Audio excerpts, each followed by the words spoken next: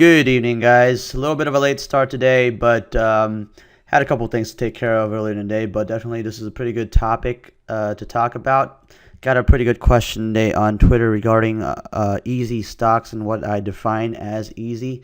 So I'm gonna go ahead and make a pretty quick video in comparison to the other videos that were a lot longer about my criteria in defining what stocks are I consider easy.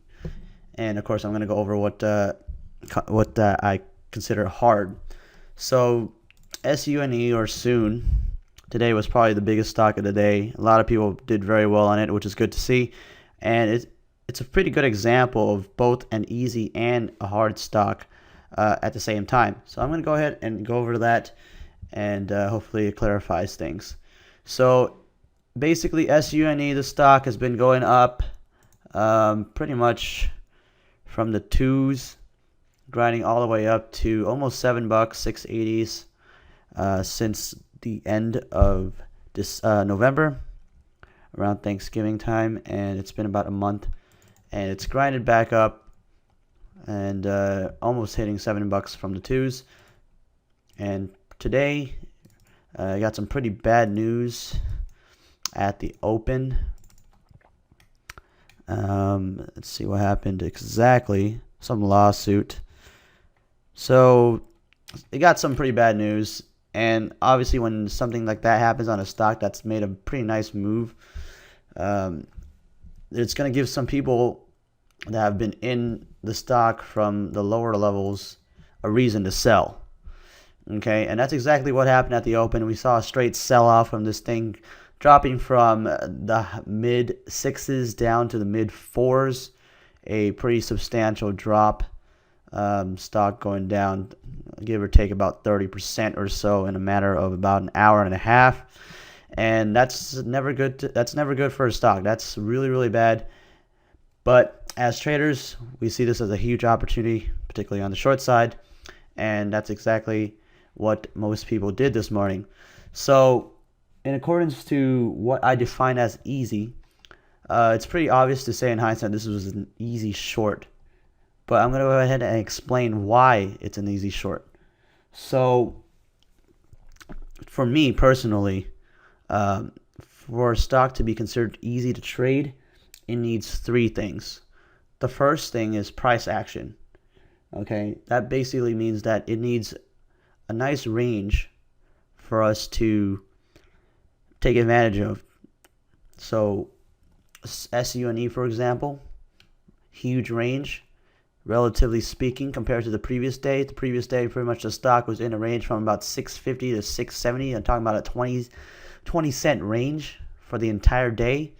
And guess what? At the open, within the first 5 minutes or so, this thing already exceeded the entire range on the previous day.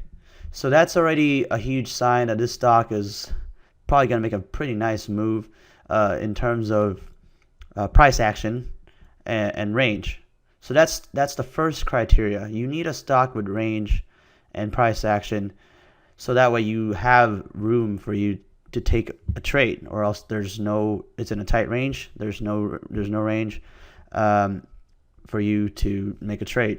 Okay, you're just gonna get stuck, and there's no movement. You can't do anything about that. So that's the first thing that I look for in terms of determining whether or not a stock is easy to trade or not. The second thing that I look for is volume, and of course, more volume means more liquidity. Now, why is this important? More volume means that there are more eyes on the stock. There's more people trading it, which means more liquidity, which means you can execute your trades a lot better. You can go in with more size and reasonably expect to get in and out very easily, and you'll experience a lot less slippage. So this will really help you in pretty much, like I said, getting in and out of trades with size. You'll be able to, if you're very confident with your analysis, you'll be able to take advantage of this with a good amount of shares and be able to get in and out. Don't have to worry about liquidity issues, and you'll be able to make a good amount of money on your trade without, like I said, without worrying about having experiencing any slippage or bad fills. Okay, so 2 things so far: price action, which leads to a good range, and volume, which leads to good liquidity. And the last thing that I'm looking for in determining whether or not a stock is easy is whether or not it has an obvious trend.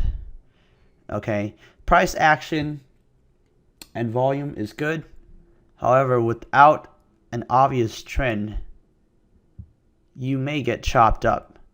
A stock could be oscillating with price action and volume, but if it results in choppy action, you're going to be forced to change your bias numerous times, and if you don't change your bias quick enough, you're going to get chopped up. Okay, so the easiest type of trade is when there's an obvious trend. So as you can see, SUNE was going in an obvious downtrend for a good hour and a half, from the mid 6s down to the mid 4s, and as a result, the easiest trade right here is you can just follow the trend. The trend is your friend. Don't fight the tape, as they always say.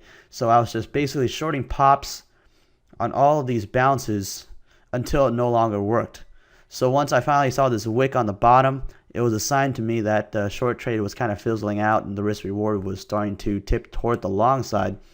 I did take a couple more shorts, but progressively as I saw this thing kind of start grinding toward the upside, I just left it alone and pretty much took advantage of the meat of the move in the morning and just left this grinding action. I just pretty much left my computer after this. So when it has an obvious trend with price action and volume, that's when you see the easiest trade. Okay, SUNE, it was pretty much a short on all pops, pretty much from the open down to this bottom right here at 446 on this 1057 candle, and it's pretty obvious. And after that, you can see that this thing just started grinding. It's losing its price action. That's the first thing I was looking for. So it's now, the range is now getting tighter as a result of lesser price action. The volume is also getting lower. As you can see, it's pretty evident. We had a volume candle, a 3-minute volume candle of as high as 5.1 million shares on this 1006 candle. And then after the bottom was put in, pretty much the highest candle was about 2 million, which is only 40% of the highest volume candle in the morning, when there was a lot more volume and liquidity. So with less volume means that there are less eyes on it. People are moving on to other things, to other plays, and your liquidity will suffer, which means that you won't be able to execute as many shares as easily. So you'll be forced to play smaller, proportional to the volume and the liquidity, and that's going to make things a little bit more difficult. Your edge is going to decrease a little bit after this bottom is put in due to lower price action and lower liquidity. Now, in terms of a trend, you can kind of say that this thing was kind of grinding up, but however, it wasn't really apparent until about 12:30. As you can see, if you want, you can draw a trend line right here, that the trend was obviously going up, and then the trend broke right about 30 minutes before the close, it looks like. But for the most part, this action was not really too apparent, as it theoretically at this point around lunch hour, 12 o'clock, it could have just went sideways and traded in a range between 485 and 510, give or take, for the rest of the day. So it wasn't until it started making higher lows and higher highs was when the obvious trend was going in the up direction. However, again, at that point, I was no longer interested. It was no longer categorized as an easy trade for me because the volume decreased to even below 1 million shares, and in some cases below 200,000 shares per 3 minutes. The liquidity is pretty much substantially lower than the morning, and I wasn't interested in getting stuck with bad fills or slippage. So I didn't trade this at all. Some people might have done it, but personally for me, it didn't meet my criteria for what I would consider an easy trade. So therefore, I put it in the category of it being a harder trade. So I pretty much just didn't trade it at all. So anyways, guys, like I said, just wanted to make a short video explaining why I categorize certain trades as easy, why I categorize others as hard. So next time you guys see me post a a tweet where I say something that, oh, this is an easy trade or this is a hard trade, you know exactly what I'm looking for and you know exactly what I'm talking about. So that being said, guys, thanks for watching. Hope this helps, and we'll see you guys in the next video.